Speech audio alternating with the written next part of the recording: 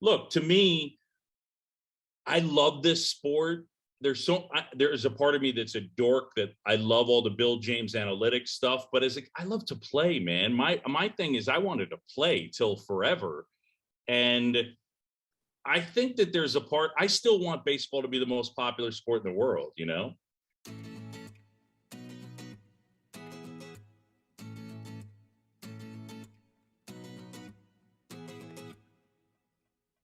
I'm going to let you lead it off today, Chopper. What's your home run call? Giddy up. All right. Well, this is a reference to Boog's alma mater, the Boston College Eagles. So I had a little Eagle reference. And the 0-1 is a high drive, and somebody alert Steve Miller Band because that ball is flying like an eagle. We'll think what do you about think, Boog? What do you grade that? We'll think about it. We'll get there. It's a work in progress. That's right. I used this one last week, but I'm going with it again.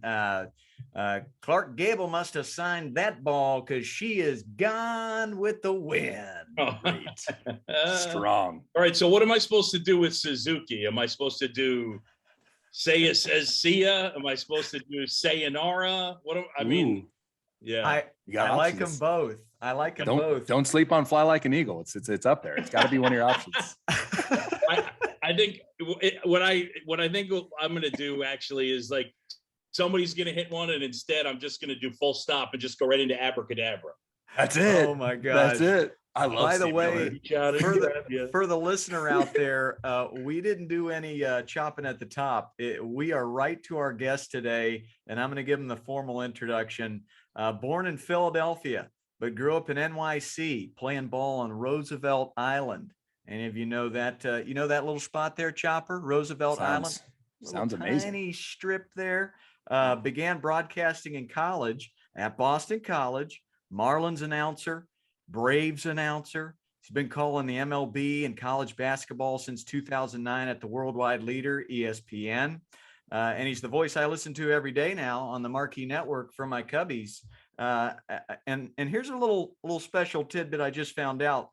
You're the new voice of the MLB The Show 22. Is this right? I mean, parents are going to be so tired of me.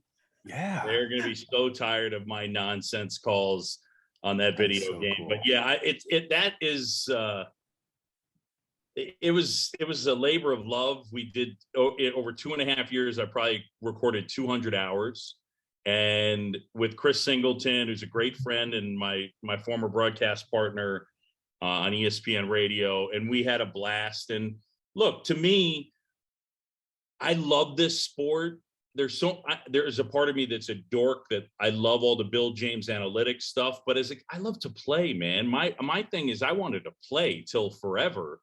And I think that there's a part, I still want baseball to be the most popular sport in the world, you know? And so part of the thing that's cool about this video game is getting a chance to connect with a younger generation. So as much fun as I can have with it, that's part of what I'm trying to enhance or do.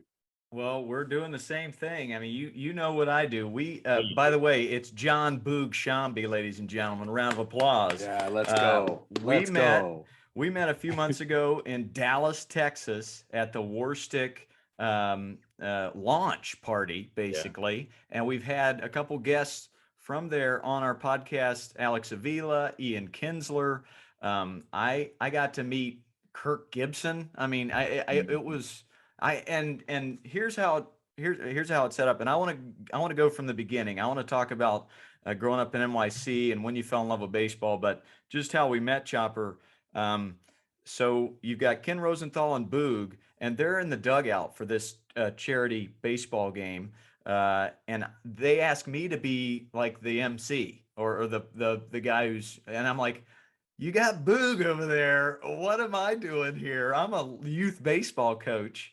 But both Boog and Ken, they would interview some players, and I'll never forget. After the game, you came up to me, Boog, and you were like, "You were awesome. That was great." And I was like, "That's what it takes." Like if you got a guy that's called 11 straight All-Star games or an 11 straight championship series, that goes up and lets you know, hey, you do you, were man. Great. You had the energy. It was perfect for like energy, passion, connection. It was right there. That was the thing.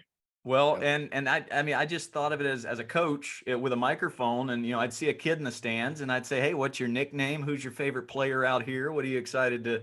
It just comes pretty natural. But having a guy that's been there, done that, kind of empower you, it means a lot. So I just wanted to say thank you for that, and it was just awesome meeting you. So Chopper, I think I'll crank us up, getting us started. Do it. Love and then we'll go through it. But born in Philly, but then you grew up in NYC on this little strip of an island called Roosevelt Island. I want a picture of what it was like growing up there playing ball. I'm guessing just loving the game of baseball there. I mean, I loved it even before that. So when I grew up in Philadelphia, they put the bat in my hand left-handed. I threw right-handed. And I just, it was one of those kids in the backyard. They were pitching to me with the yellow wiffle ball bat or a black wiffle ball bat from the time I was 2. The story I like to tell that's true. It speaks to my passion for it. I was about 5 and my grandparents went, or 5 or 6, my grandparents went on a cruise, and they sat me down and they asked me, or I said, I didn't know what a cruise was. So they told me what a cruise was. You go and you eat and you travel all over the place, and you stop in cities, and you play shuffleboard, and you gamble, and all this stuff. And when it was done, my only question was, how do you get the box scores? And my grandfather said, you don't. And I said, well, I'm never going on a cruise. And by the way, I've never been on a cruise. That's true. But I grew up on Roosevelt Island, and baseball was the sport. It's New York City proper. It's this little strip of land under the 59th Street Bridge. And we had a field, and I was a left-handed hitter. Our right field fence was short, and it basically buttressed up against a basketball court. So it had a high fence. It kind of had a green monster in right. And so you had to hit it over half court for it to be a home run once we got older. But we played all our years of Little League baseball up until I was 13, 14 on that field. And I just loved it. I loved watching it. I loved playing it, and all my friends, it was their favorite sport as well. So I love the sport, and I still love it now as much as I did when I was 6. Well, it shows. I mean, just listen to you call games, and I'm a Cubs fan, so I listen to every game that you call now. But the love comes out. You can tell you were a player. Right. There's just a shorthand there and a knowledge of the game that okay, this guy played. But the love of the game, it really comes out, and that's something that I think the next generation of fans they need that guy that's broadcasting the game to just have that love. I love going through your story here. So you playing baseball in NYC there, but you were a Phillies fan, right? Yeah. So, I mean, were there temptations listening to Phil Rizzuto or Kiner with the Mets, or were you always Harry Callis Phillies all the way? I mean, the voice I remember still. It's funny. It was such, it was basically my 0 to 6 years. It's like, it sounds like I'm my service time, right? But my 0 to 6 years. I think of Harry Callis, and he's still so. Certainly, I remember listening to Ralph Kiner and Lindsey Nelson and Bob Murphy with the Mets, and then Scooter and Bill White, but the Phillies still were the team that stuck with me. And I had some friends who were Met fans, and some were the Yankee fans, but the Phillies and Mike Schmidt. And 1980 was my just most favorite team ever. I had a good story. So when they won the World Series, I was jumping up and down on my mom's bed in my pajamas. I was so happy.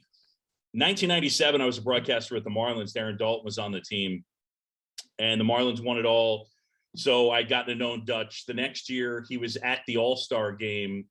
I'm not sure for what reason, but he was at a bar. We might have had a couple in us. It's 1998 Coors Field All-Star game, and he has Tug McGraw with him. So finally, I get enough liquid courage to go up to Tug and tell him, when I was 10 years old, you made me so happy. I was jumping up and down on my mom's bed in my pajamas, and that team was the best. I love you. And he just stares at me blankly and goes, thanks for making me feel so old. Got him. So That's perfect. Yeah. That's a perfect response. Well, I mean, like the voice of Harry Callis. I mean, Harry that Callis. guy, you could just listen to him read the phone book. But No doubt. the power of a broadcaster, for me, it was coming home in the mid to late '80s and hearing Harry Carey call games for the Cubs, a North Carolina boy that would just eat a big bowl of applesauce and watch Cubs games in their entirety. But that voice, it really, it Summer. narrated my youth. It's Yeah. summer too. It's Yeah. just it just feels like summer. Exactly. It's just perfect. And you think about the impact that GN and TBS had on a whole generation of baseball That's right. fans. And I was fortunate enough to work in Atlanta right as they transitioned off TBS, but I got to be around and work some with Skip and Pete, and Joe Simpson was my partner. And that was surreal after watching all those Braves teams, and now, I wish Harry were still around, because I felt the same thing when I would watch the Cub games as a kid, because I would just take baseball in any form that I possibly could get it. And I think that there are plenty of people that became Cubs fans and Braves fans because of GN and TBS. And there are also plenty of baseball fans who already had a team that would watch those teams because they just wanted to watch baseball. That's right. Yep, exactly. And I had an early bedtime as a kid, so being able to watch a day game with the Cubbies was perfect. Chopper, I promise I'm not going to manhandle this entire. You're good. interview, Hey, I'm but just happy to be here. All good. I wanted to get us to present day, and so you tried to play college baseball. I mean, you obviously played high school baseball at Regis High School. I did. And then you go try, was it William and Mary first? And I went to then William and BC? Mary first as like a preferred walk-on. And I ended up redshirting my first year because I ended up tearing my labrum and my rotator cuff. But I was like my one in fall ball, I got 2 hits in 1 inning against the Coast Guard. That was not like Coast Guard Academy, not the entire Coast Guard. Yeah. But that was high water mark in fall ball of my freshman year. And then I transferred to Boston College. I think I ended up going on the Florida trip my sophomore year at BC, and we played St. Joe's, and that was my one start. And I think I grounded into 2 double plays each of the first, like 4, 6, 3, my first 2 at bats, and I got cut. Wow. And I mean, I wasn't good enough for that level. I don't think I was in the best mental state at that point. I wanted to play longer, and that it ended, but I wasn't playing well, so I don't know what to tell you. I wish it could have gone longer and been more successful. Because in high school, I was pretty good, but let's be clear, nobody, like, the world didn't miss out on a really good baseball player or anything like that.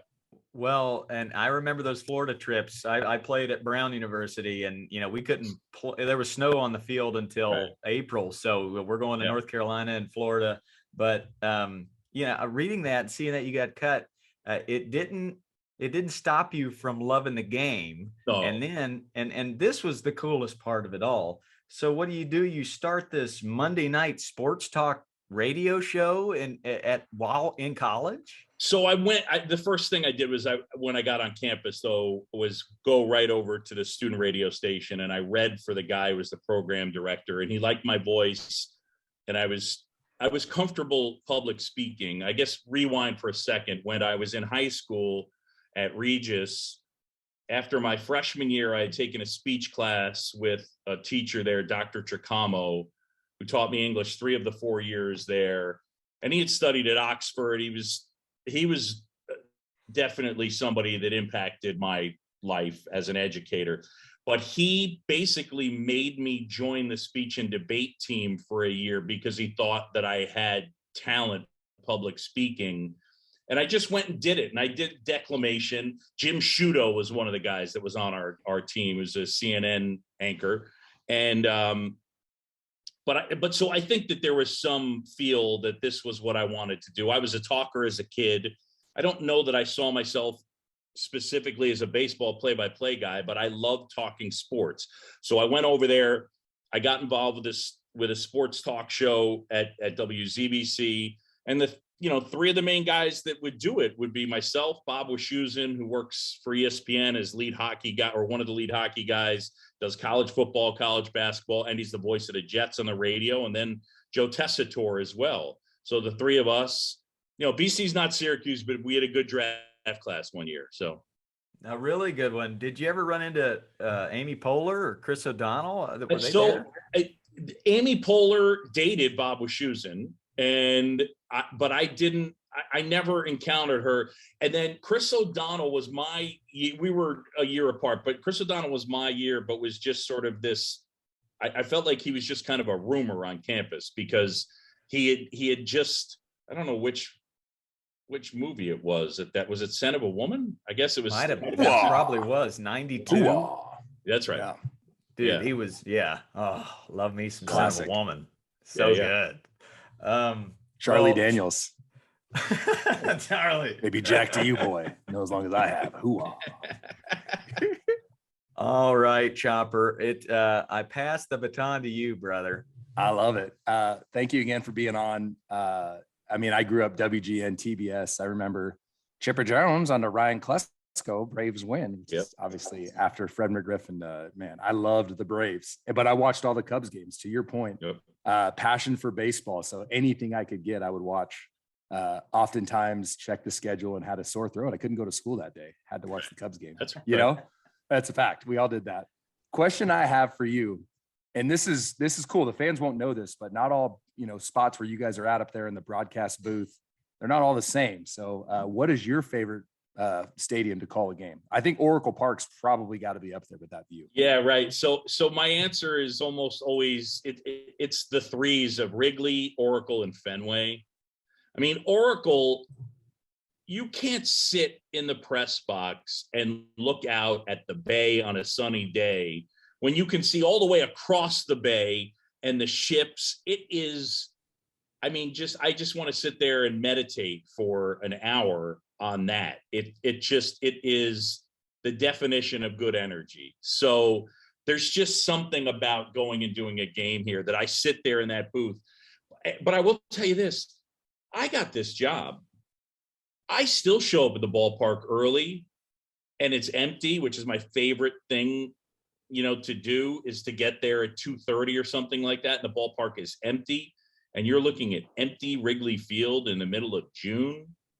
And I take pictures. I take pictures of a ballpark that I have called easily 200 games at, even though, I'd probably done 120 games there before last year or whatever. So, but I take pictures like all the time because I just can't get over how beautiful it is. And Fenway's the same thing. So those three, Fenway's the hardest from the angle.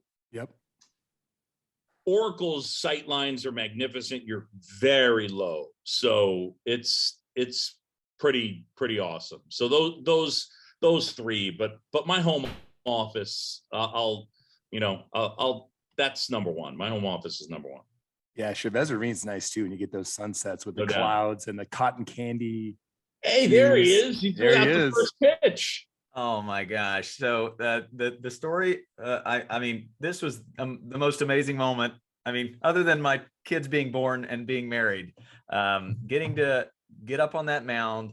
I have the ball and I stole a little bit of dirt from the mound and I put it in this case here. But the day before, I ran into my all-time favorite player of all time, Andre Dawson. And I chased him down because my wife, Mrs. Ballgame, was like, you have to go meet him. You have to go say hello.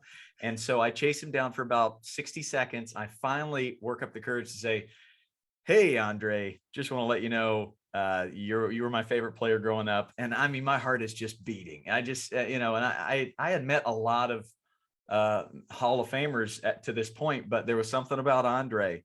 And he says, oh, thank you, young man. And I felt like, I don't know why I had to say it, but I felt like I had to I had to tell him I'm throwing out the first pitch tomorrow.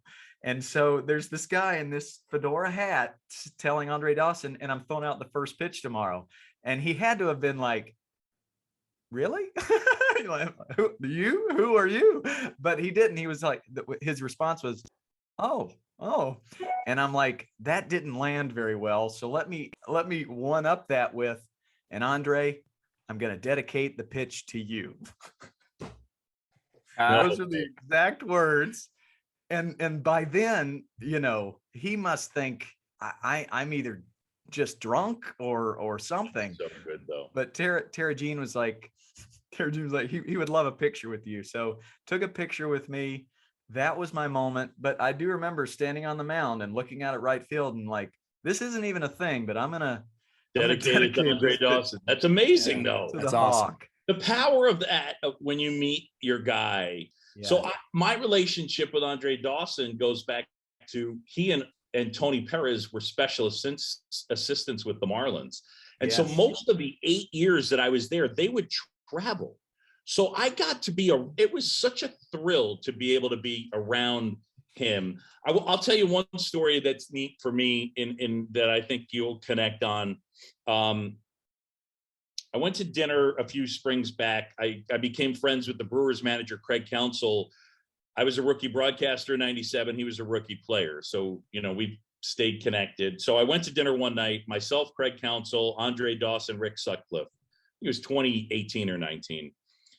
And the way the dinner is going is the way you would expect. Craig and Andre are both really quiet, and Sut and I are gas bags, although I'm not quite as much of a gas bag as Sut. But so the two of us are kind of dominating the conversation. We start to talk a little bit about autographs and people asking for autographs and when you were playing. And Craig hadn't said very much. And then at a certain point, he says to Andre Dawson, when you were playing for the Cubs, did you always sign everything that was sent there? Or did you sometimes have somebody else sign it? And he said, no, I always signed every single thing that was ever sent to me. And Craig said, well, I mailed you a baseball card that you signed for me, and I still have it. Wow. And I was like, and I didn't even know that. And I, you know, like I know Craig pretty well. So it was like right at the table, and we were all like, it was really cool. Well, yeah. And Chopper, you shared a room with Sean Dunston with the Giants for years, and he had great things to say about the Hawk too, right? Hawk was his guy, and I love that Hawk did that, and I love how nice you were to coach ball game, Boog. And it's like your legacy is how you treat people, right? So that's just so cool to hear that. Here's a man who doesn't have to do that. And I know plenty of guys that do not do that. They just, you know, they get the mail and they just toss it aside or tell the club, say, keep this out of my locker. But that's so cool. That's really cool. And I don't slough off the idea of, look, we were talking about the idea when somebody asks you the question, like, what do you want your legacy to be? It's always such a hard question, but I will tell you, and I know somebody had asked me that, and I totally stole the one answer that I had ever heard from a guy that I adore. It's the only time I've ever heard the answer where I've been like, yeah, okay, that. And somebody asked John Wooden, what do you want your legacy to be? And he said, as someone who is considerate of others. That's it, man. That's it. Yeah. That's so cool. Empathy. Yeah, we're in on that, right? Have some empathy. Totally. Empathy, no doubt. That's so cool. Just consider other people's perspectives. There's no question. We could use a lot of that today. So that's great. Let's keep passing that message around and love your neighbor, love your God, and keep moving. That's great. Yeah, I'm in on that. Yep. I love it. Chopper, go ahead. Give us number 2. All right. Number 2 for me is, and I know you were a Phillies fan growing up. What is your fondest memory as a child of this sport? And it could be a game you saw, or it could be a coach, anything where you think back, it's like, oh yeah, it's that. It could be a lot too. Right. So, I mean, I think it would be the Phillies winning the World Series in 80. I will say that sort of a microcosm of my attachment to that team, and I hope Cub fans don't hate me for this, But I still remember this. This is totally true. In 1976, the Phillies are playing the Cubs. Can't remember the date of the game. The Cubs jump out to a 13-1 lead, and I'm at my grandparents' house, and I'm like, we're coming back. Let's go. And the Phillies ended up winning that game 18-16, and Mike Schmidt hit 4 home runs in the game. And it took this circuitous path where I was at my grandparents' house, and then my dad had to take me back to my mom. He had to drive me because she worked at Bloomingdale's in the men's department. So like we had to drive back, and then so they get closer and closer, and then we have to listen to it on the radio, and then we get to the store and we get to go to the electronics section and watch the end, and the Phillies end up coming all the way back and winning. And I still remember it. Like I have pictures in my head of like Bob Boone scoring late, or at least I think I do.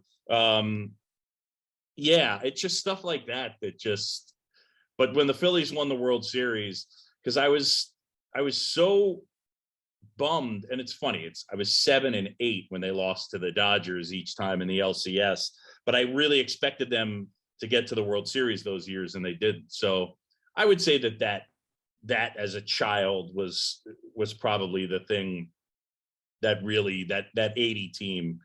I just like, here's a good one. You're around all these different guys.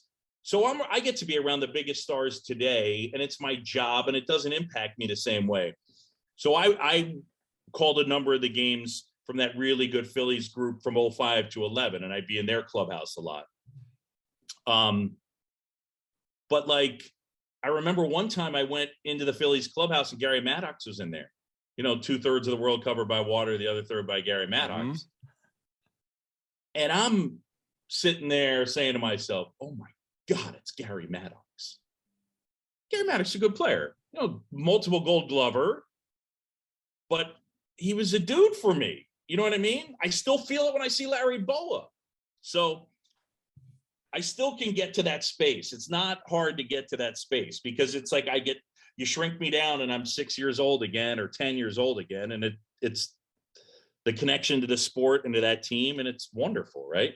It's what makes you great as a sportscaster too, is your passion, right? You're still a fan, and we can feel that when we hear you. And I think as fans, like we can connect with you with that passion. So it shines when you're doing a game. It's, believe me, I hope so. Someone who listens to you, it's great. That's why you're one of my favorites. And it's just because you can feel the passion. You're not just doing a job, you're doing something you love, and it's cool. And I see it a lot when you're able to interact and when we can get the players to have microphones and you're able to talk with them during the game. I mean, I was reading how before you became a Marlins broadcaster, you would just go to the Marlins games and you would do the play-by-play into like a tape recorder. That's just right. Because you loved it. And that, like, that's how I know I love coaching kids. I would go under a floodlight of a McDonald's and teach this kid how to hit the ball to center field with a wiffle ball because you just love it, And when you found that thing that you loved, I'm guessing the preparation, it's easy, right? Yeah. What ends up happening is that, and now I would say I'm guilty at times of making myself a little bit crazy because I want to find something interesting, something different, but you can't totally force it. I mean, I think how I end up my belief is that I think I'm good at connecting, but I have to take the time to connect with the players, and then I'm able to take that connection and send it out. And that's how the fans get connected to the players in part, these type of interactions. I try to sit with different players. So I sat with Kyle Hendricks the other day. And we just and this one I just loved. And it's just a small little thing. We went over a bunch of generic things about training, just his mentality. So I asked him about superstition or if he's sentimental. And I said, like, did you keep anything from 2016? And he said, no, not intentionally. I'm like, you didn't keep like a pair of sleeves or a t-shirt or anything like that? Because I think I have some hoarder to me, but we'll talk about that another time. But he was like, not really, not intentionally. He's like, I'm just not that sentimental. And he pauses and he looks at me and just totally deadpans. He goes, I know what happened. And I was like, that's perfect. I know what happened. Yeah, you won the World Series. I know what happened. It was, but it's that type of stuff in just a casual setting. So I love that part. In the last couple of years, we haven't been able to do that. And I love getting a chance to do that right now. I just do. Oh yeah. Well, I'm gonna look forward to watching it all year long. That's for sure. This is kind of how I break down the professional careers of my guests, is by a little trivia game. This is Boog. This is Boog Sciambi trivia. And by the way, you've told this story many times, but your nickname Boog, you had somebody that early on in your career thought you looked just like Boog Powell. Is that right? That's correct. It was Dave Lamont at WQAM in Miami. He grew up in the DC, Baltimore area, big Orioles fan. My mailbox at the radio station said John Sciambi, and the next day taped over it was Boog Powell. Perfect. That's how it happens. Boog Powell, I mean, two-time World Series champ, just super handsome, strong man. 70 MVP. Yeah, that's right, MVP. So the way it works is I'll ask a question and you just fire the answer as soon as you know it. Chopper is off of his first win. He beat Jock Peterson last week in trivia. Finally got off the schneid. So question number one, having to do with Boog Powell. What pitcher did the actual Boog Powell hit the most bombs off of in his career? Oh my! One's a Red Sox Hall of Famer, and the other one, he hit 9 bombs off 2 guys. I just need one name. Louis Tiant. Correct. That's a good answer. Well done. 1-0. 1-0 Boog. 1-0 Boog. I'm thinking, Chopper, you might get shut out. Chopper, don't let him talk to you like that. Hey, I'll get top 2, Boog. I tell all my guests here, all our guests, I get top 2 every week. So I'm in a good spot. Chopper, is that from the Reds All-Star game, the shirt you're wearing? Yes, sir. Yeah. I like that logo. It's good looking. Yeah. Hey, one of my favorites is the LA one that never happened. So so that's me as such a dork. I have a baseball from the 2020 All-Star game. Yep. I have like one of those Day of the Dead All-Star game shirts. I have a banner All-Star game from the All-Star, because in 10 years, it's going to be cool. They're going to be like, is that from the All-Star game in 2022 in LA? Nah, it's from the one that didn't happen in 2020. The one you'll see no footage of because it didn't take place. Hey, Love it. You know what happened. The other was a 2-time Cy Young Award winner, Denny McClain. He hit 9 bombs off Denny. He hit 7 off Catfish Hunter. Number 2, Boog Sciambi's first All-Star game was in 2010. Fact check that. First call was 2010. Correct. At Angel Stadium. Who threw out the first pitch?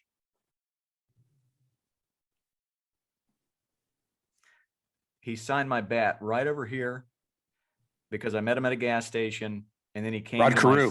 Correct. Wow. Let's go. So I meet Rod Carew in a gas station here in Orange County, California. Best sentence I've ever heard start. So I meet Rod Carew at a gas station. You're hooked. I'm listening. Yeah, I'm hooked. Yep. You're hooked, right? Somebody did stand up, and the first they came up and now, ladies and gentlemen, John Sciambi. Yep. So I meet Rod Carew in a gas station. You're right, dude. So I'm in. And all my friends are like, "You're the only guy that would ever meet Rod Carew in a gas station." But I knew it was him. He had this was 2019, so he was wearing the 2018 guitar All-Star game from Cleveland on his hat, and he had the Twins jacket. So I'm like, that's him. And there was a car wash that's connected to the gas station, so he's getting his car washed, and I just went up right to him. I said, "You're Rod Carew." And he said, "Yes, son, I am." And it's very chill the way he talks. And he said, "Who are you?" And I tried to name drop I was at the All-Star game that you were at, and I interviewed Ozzie Smith once or whatever. I don't know what I said, but then he says, "Well, what do you do for a living?" And I said, "I coach kids." So he said, when are you coaching next? And I was like, wow, he's really interested in me. I said, in about 10 minutes, right down the road, there's this little sandlot park. And funny enough, it was for kids that had special needs. It was a special needs sandlot I was doing.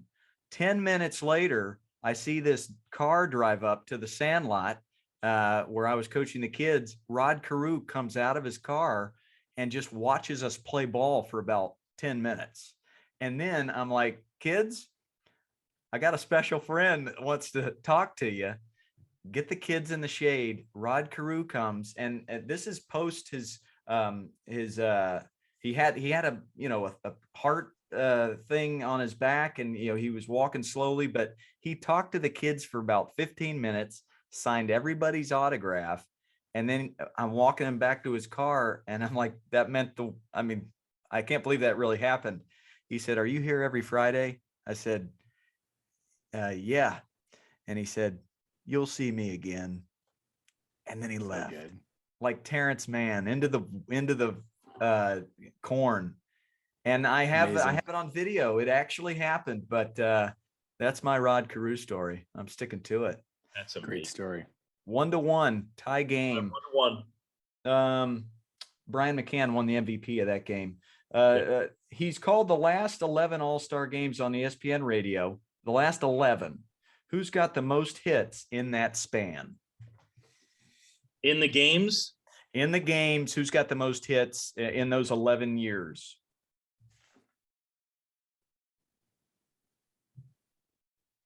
Freddie Freeman. Mike Trout. Mike Trout is Trout's correct. Good guess. Yeah, good call. Freddie's got 3. Trout's got 7. And like 7. 3 homers. Right? Trout's a stud. Who's second in that span? With 4. And it's a tie. 2 ball players have 4 hits in those 11 All-Star games. Nolan Arenado? Good guess. He's got 3. Golly. Thinking perennial All-Stars. Yeah. Mookie Betts. Good guess. Like one's a catcher. Alex Gordon. One's a catcher, Salvador one's a Perez. shortstop. Nope. No. Hate to see it. Shortstop. Catcher and a shortstop. Yeah. 2010. American League or National Leagues? I give it away. One shortstop's American League, catcher's National League. Okay. American League shortstop. Bogarts. Bogey's got 3. But 5 more seconds. 4, 3, 2. Andrelton Simmons. It's a bad guess. Derek Jeter's got 4 hits. Jeter, wow. He's still in the mix. I had Jeter out of the equation. That's on me. And Yachty's been plucking away hits here and there. Yachty's got 4. We probably should have had Yachty. Jeter was out of my out of the equation for me, but probably Yachty air. We should have gotten. We should have gotten Yachty. That's all right. Hey, we'll respond. We'll be fine. I'm on the board. I'm on the board. Boog, when do you got to go? I don't want to keep you if you got to get moving.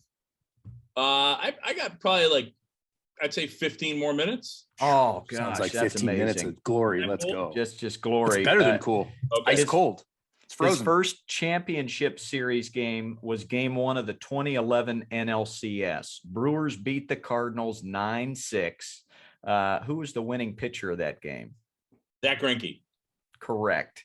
Dang. Boog has 2. We each have 1. Is that right? I think Boog has 3. Boog's got 3 now. 3 to 1. Zach Greinke. Cards won the series though. David Freese, MVP in both. Freezer is a great man. Series. And love David Freese. He's awesome. Love what a that guy. Dude. Yeah, good guy, man. Yeah. His Boog's partner in the booth many times, or actually right now, is Jim Deshaies. I've got a Rick Sutcliffe question later because you've been in the booth with him a lot as well. But Jim Deshaies, longtime pitcher, mostly with the Astros in the late 80s. Chopper, there's your hint. Who hit the most bombs off Jim Deshaies' career? What player? Ryan Sandberg. Good guess. Incorrect. Thank you. It is. Dawson. I like Andre Dawson. it is NL Central, not the Hawk. Robin Yount. Oh, great mustache, great mullet. Incorrect. I like the guess. I like Robin Yount. NL Central, huh? Who's a big red bat back then? No? Oh, he likes it. He likes it. Hot. Come on, come on, Boog. He's doing the bat Barry thing. Larkin. Barry Larkin is in second place with 5 bombs off Jim Deshaies. Eric Davis. But Eric Davis has 6. Let's go. Let's go. You were even doing the bat thing. That's Eric Davis, right? Okay, longtime pal in the booth, Rick Sutcliffe. I'm sure you have some great stories about that guy. Who hit the most bombs off Rick Sutcliffe? Mike Schmidt. That's a good answer. And you win. So you get a Mike Schmidt baseball card. Do I really get that? Yeah, probably remember. I will next time I mail see it to you. Maybe where I mean, I there's a chance I go to Chicago in May. So if I see you, I'm bringing this card. You got to. Yeah, well done. You earned it. And I got second place. So once again, that streak continues. Top 2. Mike Schmidt has 6 bombs. Your streak continues. Mike Schmidt, 6 bombs. Dave Winfield, Kevin McReynolds, and Von Hayes each had 5. Hey, Von Hayes. Love that name. Von Hayes, great name. Good player. Good player. I definitely, I mean, we could talk for hours, and I do want to close with, you talk about what John Wooden said, just consider, be considerate of others.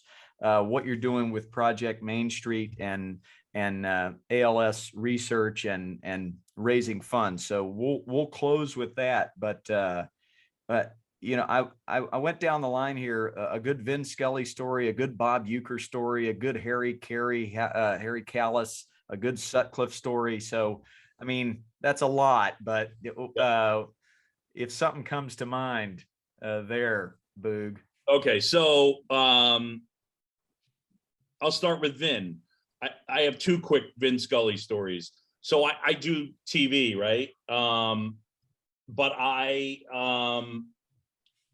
also get a chance to do the radio, and I do love the craft of radio. 1991, I was working as a security guard part-time when I was at BC.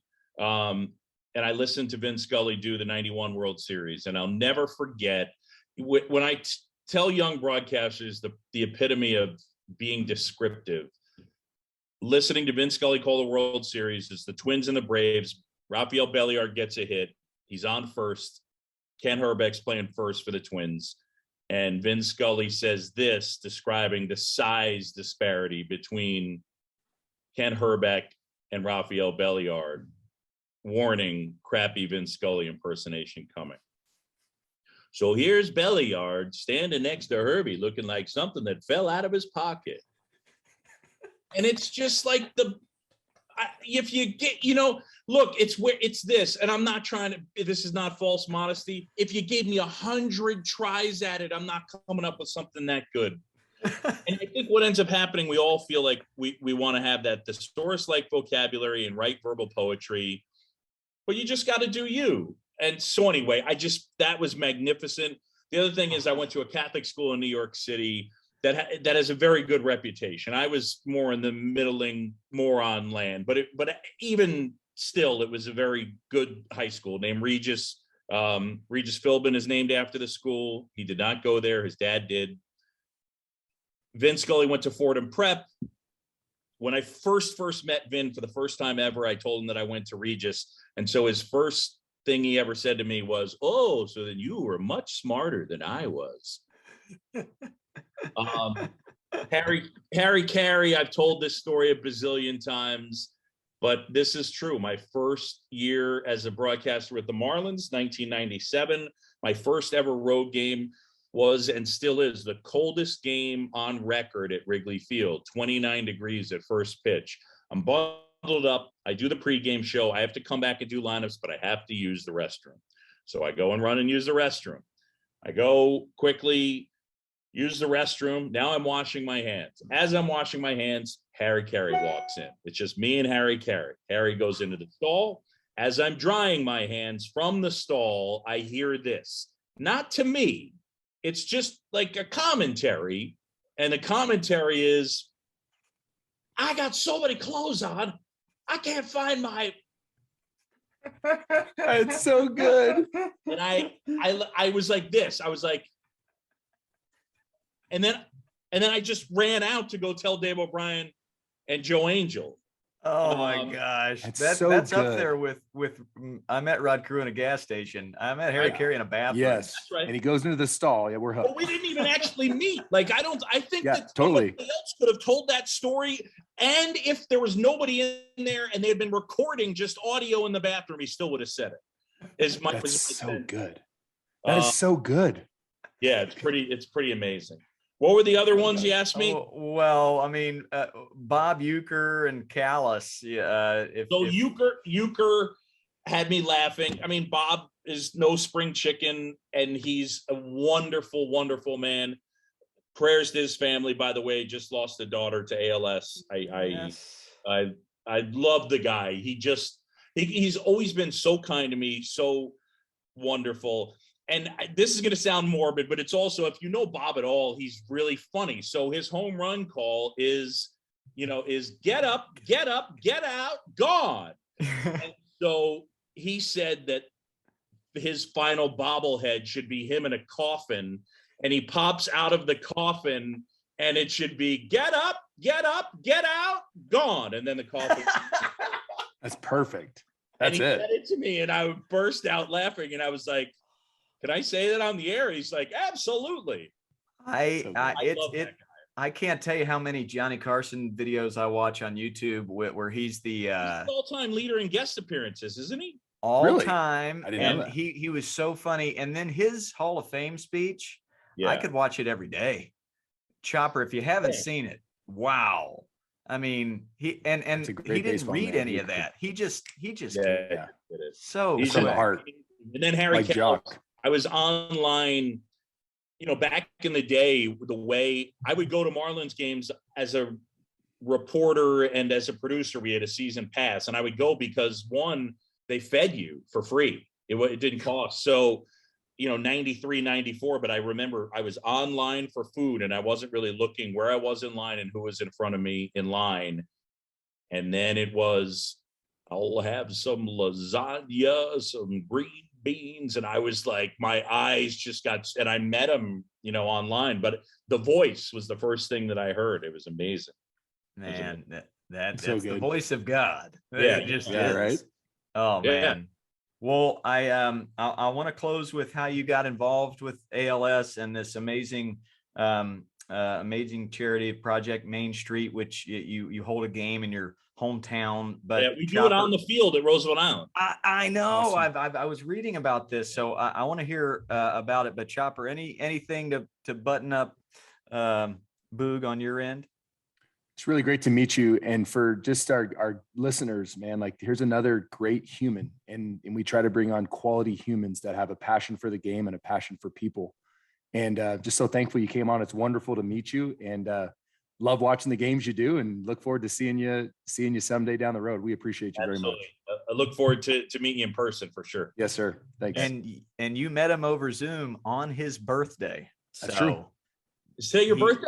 Today's my birthday. Yes, sir. Happy birthday. Hey, thank you. Yeah. That's thank you. Awesome. The big 42. The 42, man. 42.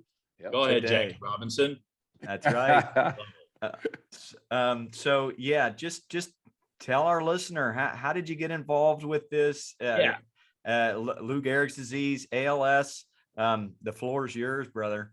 I appreciate it. So quickly, growing up in Roosevelt Island, I moved there in 1977, and it was a quirky place. It was kind of this, sort of island of misfit toys, and there's just a whole group of kids. Most of us, our parents were divorced. I would say of the 15 kids I was closest with growing up, none of us, their parents were together. It's just one of those odd things. But Tim was one of my buddies. And so I've known him since 1977 when I moved there. And he was a really good soccer goalie, good baseball player. He went to University of South Carolina to play soccer. He was a goalkeeper there. One of the other goalies on the team was the drummer from Hootie and the Blowfish. So amazing. Tim would come home. I loved like alt music. That was my vibe. So I loved like REM, like early REM.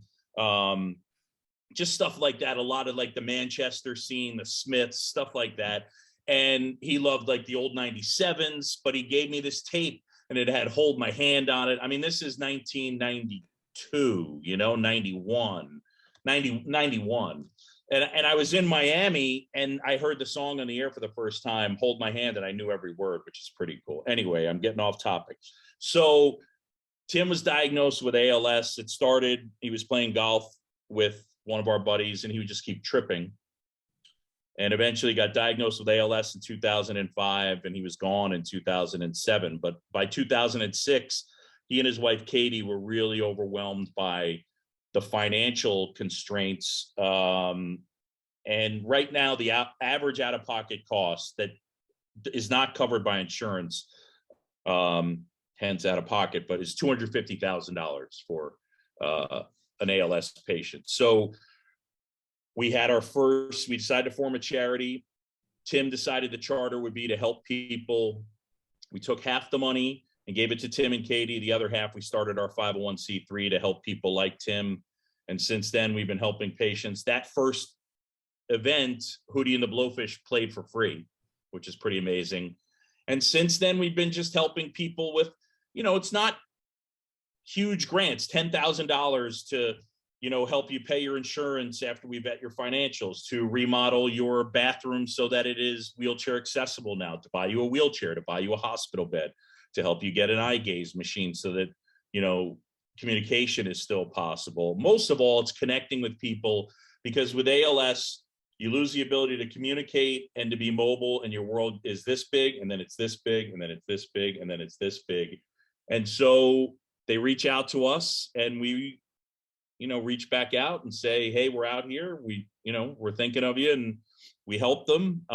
And for me now, because of my job, I try and tie it in and will going forward to Lou Gehrig Day, which is June 2nd. So the Cubs have been, I can't even articulate how supportive they've been of Lou Gehrig Day, a Project Main Street, to have Tim's picture.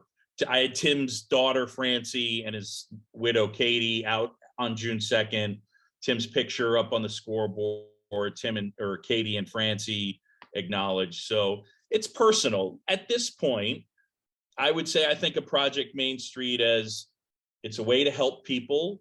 I'm in for advocating for research, and I want my charity to go away. That would be the best case scenario. But in the meantime, we can't forget about these people. This disease is 100% fatal, and we need to try and stay connected because they need help. So my passion is to do that, and I'll advocate in any space to raise money for research or patient care. Our, path or our charity charter is for patient care. So it's personal. And I think more than anything at this point, I just like the fact that I get to think about my friend, and it makes me smile when we do stuff for Project Main Street. I think about Tim, and I think about, hey, Tim Sheehy's not forgotten. So that's. And the field that you grew up playing on with him, do you do a yearly game there? Is that right? We do. Yeah, and about 5 years ago, we had like 8 teams, and I had Mike Lowell on one team, Aaron Boone on one team, Jeff Conan on one team, Derek Lee played. I grounded into a double play right at Derek Lee. It really bothered me. But it was Dan Schulman played, Jessica Mendoza played. So that was a while back. So I don't, with the season, it's hard because everybody else is New York based. I don't know. They'll play a game. They did again last year. I wasn't able to be there for that, but I would say that, for me this year, it's Project Main Street, MAINST.org, because Roosevelt Island has one street, it's Main Street. So. And that's projectmainstreet.org. Yeah. And we'll put that in the descriptions in the Spotify and all over. But I love following you. Instagram and Twitter and that whole thing. But June 2nd, I would say, is the big day. I just would like to raise awareness. I just still think there's too many people that don't know about ALS. They just don't know what it is. I think that's a big part. So I think awareness and, so it's, like Tim Kirkchen's brother, has ALS, and it's, you don't, it's a rare disease, but I feel like you don't have to reach very far to find someone that's been impacted by it. I'm the same. It feels like it's pretty close.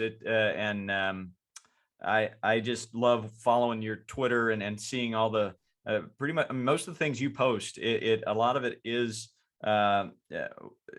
connected to just getting the word out about this disease and how we can help these folks. And I've followed some patients that have ALS from you. So thank you for that. Super inspiring. So attaboy to you. And thank you so much for coming, brother. This was so cool. I love you guys' energy. I do. I hope that doesn't sound cliched, but from the heart, you guys are a smile. Like whenever I see you, you're a smile, period. Thank you. Right on. Appreciate Likewise. you, man. Have a great day. We appreciate it. It's a great day to be great today. So have a great day. I love it. That's a deep fly ball. Get out of here like the Eagles are flying. Yeah. I got it. It's great. We appreciate you. Thank you so much, Boog. Yeah. All right, you guys. Thank you so much for having me. I apologize for being late. And all good. Best of luck this year. Chopper, happy birthday. Thank you. I'll get you the Mike Schmidt as soon as I see you at Wrigley. All right, you got it. Chopper, you got to where you're in Arizona? I'm in Arizona. Yes, sir. You got to come out to Wrigley. I mean, I'd love to. You talking Mesa for spring training, or you talking Sloan Wrigley Park, like Chicago? Sloan. Well, I mean, look, either sincerely, either place. If you guys want to come and you need tickets, just text me. Appreciate you. Yeah, I'm in. I'll probably take you up on that. So Chopper, I really appreciate get over there. Just tell me for either that's easy. So just let me know. Thank you so much. Hey, you guys appreciate you, and thank you for being who you are, man. Keep loving people. We know you will, and you're the best. Back at you guys. Okay. You guys asked me. Appreciate you. Have a great day. That's Boog Sciambi. They call him Boog, man. He's good.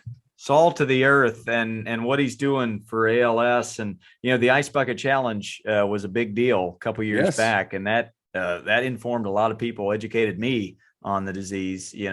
But it's touched him personally, and he's doing something about it, and I just love that guy. Yeah, great job. That was a great guest, and I mean, what a just tremendous human. So fits right in with the coffers, if you will, of this show. Is we're just trying to bring on good quality people. If you want bad news, we're not the spot for it. We're here to shine a light on positivity and kindness, and just quality people in the game of baseball, and also outside of it too. So that's really cool. I mean, we could have talked stories forever with that guy, but we got a lot in. We packed a lot in.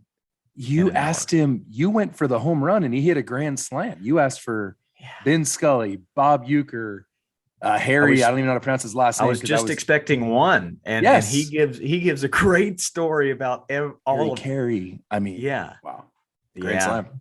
Unbelievable. Really good. We got a doubleheader tomorrow. Who's on the podcast? I mean, I'm double check, but pretty sure it's Matt Cain, right? Isn't it Cainer tomorrow? Golly, it's Matt Cain. I believe love to see it. He threw a gem one time, like an absolute gem. Yeah, we'll have to talk to him about what my career numbers are against him. 2 for 3. Whoops. Ooh, yeah, you'll have to ask that. Like, hey, do you guys by any chance ever face each other? And that'll get fun really quick. Hello. Well, listener out there, thanks for tuning in. Keep telling all your friends about it, and we'll keep raking, my brother. It's been awesome. Sounds great. I hope you have a great day, buddy. I'll see you tomorrow. Now I just got to push stop on the record because we didn't have Tommy Gold today. And happy birthday to Chad Chop. Thanks, buddy. Have a great day. See you tomorrow.